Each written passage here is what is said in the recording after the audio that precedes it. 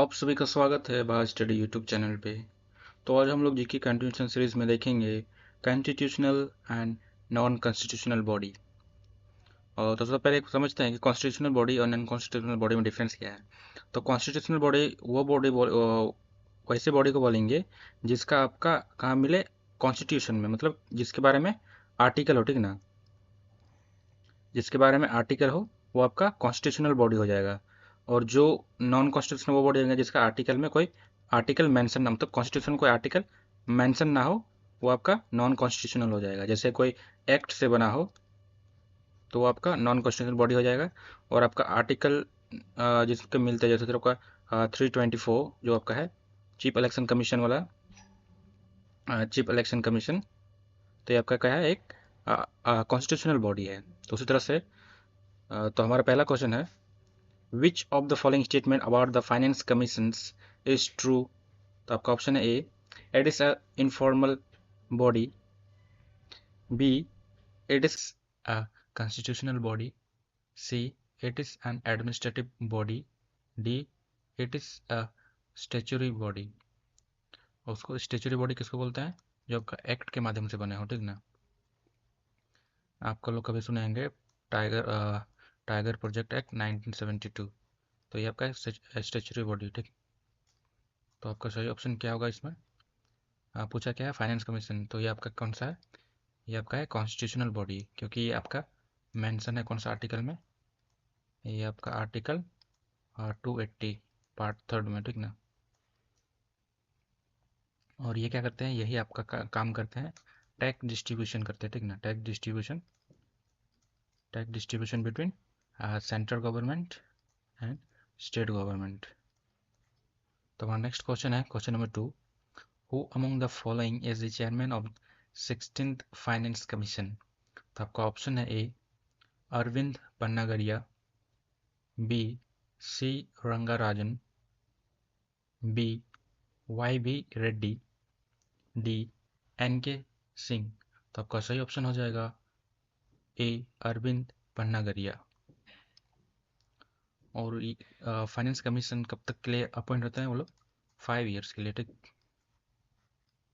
और इसका टेन्योर कब वो शुरू हुआ है, इसका टेन्योर हुआ है 1 दिसंबर 2023।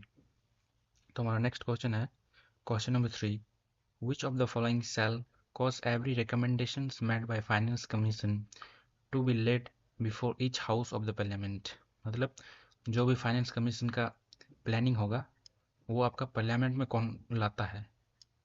तो आपका ऑप्शन है A, president, B, speaker, C, prime minister, D, finance minister. तो आपका सही ऑप्शन हो जाएगा option A, prime minister, sorry, president.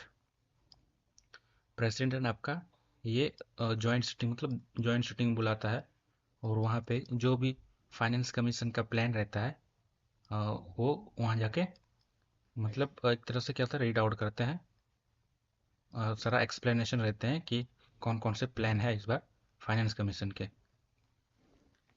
तो हमारा नेक्स्ट क्वेश्चन है, question number 4, finance commission consist of a chairman and.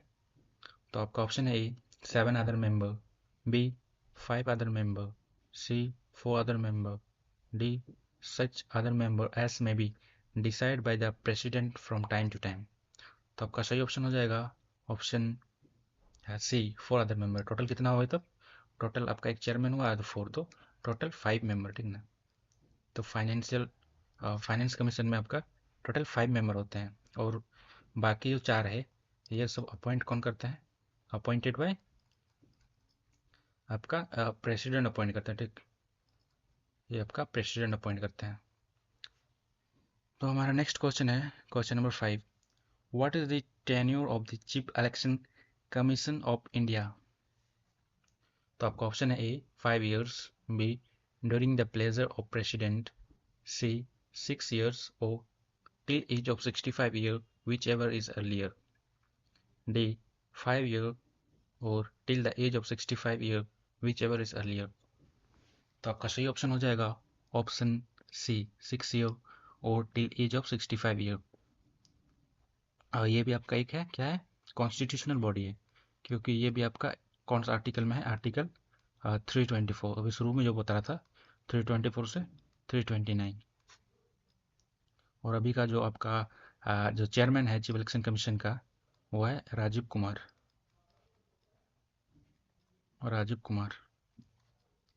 तो हमारा नेक्स्ट क्वेश्चन है क्वेश्चन नंबर 6।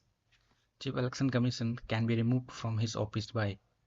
तो आपका ऑप्शन है A chief justice of supreme court, B the prime minister, C provisions of the cabinet, D 2/3 majority of the member of the both the house of the parliament on the basis of proven misconduct। तो आपका सही option हो जाएगा option D. और ये जो तरीका है, सेम किसको हटाया जाता है? सुप्रीम कोर्ट जज को, ठीक ना। जो सुप्रीम कोर्ट के जज होते हैं उन लोग को भी हटाने के लिए, इम्पीच करने के लिए सेम लगते हैं, ठीक ना। मतलब 2/3 majority of the member both the house of the parliament on the basis of proven misconduct, मतलब कोई गलती किए हो या फिर अपना काम ढंग से कर ना पा रहे हो। तो हमारा नेक्स्ट क्वेश्चन है question number 7। While deciding any questions related to the disqualification of a member of parliament, the president shall obtain the opinion of। तो आपका ऑप्शन है A chief justice of India, B election commission of India, C attorney general of India, D speaker of the Lok Sabha. तो आपका सही option हो जाएगा option B election commission of India. क्या पूछा? ये डिस्क्वालिफिकेशन, मतलब आप कोई डिस्क्वालिफिकेशन कैसे हो सकते हैं? मतलब कोई आप मिसकंडक्ट करके जीत गए हो, मतलब कुछ मिसलीडिंग करके, कुछ घटोला करके इलेक्शन जीत गए हो, तो उसको डिस्क्वालिफिकेशन में आ सकते हैं, ठीक ना। तो रिकमेंडेशन किसे लेंगे? इलेक्शन कमीशन से, क्योंकि यही लोग आपका इलेक्शन कराते हैं, ठीक ना। तो हमारा नेक्स्ट क्वेश्चन है question number 8। The Dinesh Goswami committee was related to. तो आपका ऑप्शन है A nationalisation of bank, B electoral reforms, C step to put down insurgency in north east, D the problem of the Chakmas. तो आपका सही option हो जाएगा option B electoral reforms. तो हमारा नेक्स्ट क्वेश्चन है question number 9। Which of the following is not correct about NITI Aayog. तो आपका ऑप्शन है A it was set up to replace planning commission, B it has full time chairman, C it was set up in January 2015, D it is based on the principle of cooperative federalism. तो आपका पूछा क्या है? Not correct. तो आपका सही option हो जाएगा option B it has full time chairman. ऐसे बात नहीं है, क्योंकि इसका चेयरमैन कौन है? आपका पीएम रहते हैं, ठीक। तो फुल टाइम तो नहीं होता है ना, क्योंकि इलेक्शन होंगे तो ये त्याग देते हैं ना उससे पहले, तो इसलिए ये आपका स्टेटमेंट रॉन्ग है। और ये सही है, क्योंकि पहले आपका 5 ईयर प्लानिंग कमीशन होता था, ठीक ना। 5 ईयर प्लानिंग होते थे, 5 ईयर प्लानिंग कमीशन, तो उसी को रिप्लेस करके जनवरी 1 जनवरी 2015 को नीति आयोग बनाया था, ठीक। ये आपका ना ही कॉन्स्टिट्यूशनल बॉडी है, ना ही आपका स्टेचुटरी बॉडी है, मतलब ना ही कोई एक्ट से बना हो, ना ही कोई कॉन्स्टिट्यूशन में इसका जाके हो, ठीक ना, आर्टिकल्स हो। तो हमारा नेक्स्ट क्वेश्चन है question number 10। Which of the following is not a constitutional body. तो आपका ऑप्शन है A election commission, B finance commission, C inter state council, D NITI Aayog. तो अभी हम लोग ऊपर देखिए इस पे, तो आपका कौन सा सही हो जाएगा? Non constitutional, not a constitutional body, तो आपका सही हो जाएगा ऑप्शन डी नीति आयोग। तो हमारा नेक्स्ट क्वेश्चन है question number 11। Establishment of Lokpal and Lokayukta in India was recommended by. तो आपका option A Sarkaria commission, B administrative reforms commission, C law commission, D Thakkar commission. तो आपका सही ऑप्शन हो जाएगा option B administrative reforms commission. और इसके कौन थे चेयरमैन? इसके जो फाउंडर थे या फिर चेयरमैन बोल सकते हैं शुरुआत में, वो थे मोरारजी देसाई थे, ठीक ना आपके। तो हमारा नेक्स्ट क्वेश्चन है क्वेश्चन नंबर 12। क्वेश्चन नंबर 12 बोलता है which of the state first establish the institution of लोक आयुक्त। तो आपका ऑप्शन है ए राजस्थान, बी महाराष्ट्र, सी बिहार, डी गुजरात। तो आपका सही ऑप्शन हो जाएगा ऑप्शन बी महाराष्ट्र। तो हमारा नेक्स्ट क्वेश्चन है question number 13। Vohra committee was form to study. तो आपका ऑप्शन है A policy reforms, B finance reforms, D C nexus of politician and criminals, D appointment of governors. तो आपका सही ऑप्शन हो जाएगा option C nexus of politician and criminals. ये आपका बेसिकली जांच करते हैं कि कोई भी आपका पॉलिटिशियंस है जो उसका कोई क्रिमिनल कनेक्शंस है कि नहीं, या फिर आपका कोई भी ब्यूरोक्रेट्स जो कि आईएएस ऑफिसर्स होते हैं, डीएम सब, वो लोग कभी यही लोग जांच करते हैं कि कोई पॉलिटिकल नेक्सस है कि नहीं, संबंध मतलब किसी क्रिमिनल्स या पॉलिटिशियन, सॉरी पॉलिटिशियन से तो नहीं, मतलब क्रिमिनल से, और पॉलिटिशियन का भी क्रिमिनल से कोई नाता है कि नहीं। तो हमारा नेक्स्ट क्वेश्चन है question number 14। Which article of the constitution has provision for the removal of public service commission. मतलब जो पब्लिक सर्विस कमीशन के चेयरमैन होते हैं उसको कैसे रिमूव, कौन सा आर्टिकल से रिमूव किया जाता है, ठीक। तो आपका ऑप्शन है आर्टिकल्स मेंशन है यहाँ पे, आर्टिकल 315, आर्टिकल 316, आर्टिकल 317, आर्टिकल 318। तो आपका सही ऑप्शन हो जाएगा ऑप्शन सी आर्टिकल 317। पर ये भी किसके ऑर्डर से होते हैं, ये होते हैं आपका ऑर्डर ऑफ प्रेसिडेंट से, ठीक ना। प्रेसिडेंट ऑर्डर करेंगे तभी आपको रिमूवल प्रोसीजर शुरू होगा। तो हमारा नेक्स्ट क्वेश्चन है क्वेश्चन नंबर 15।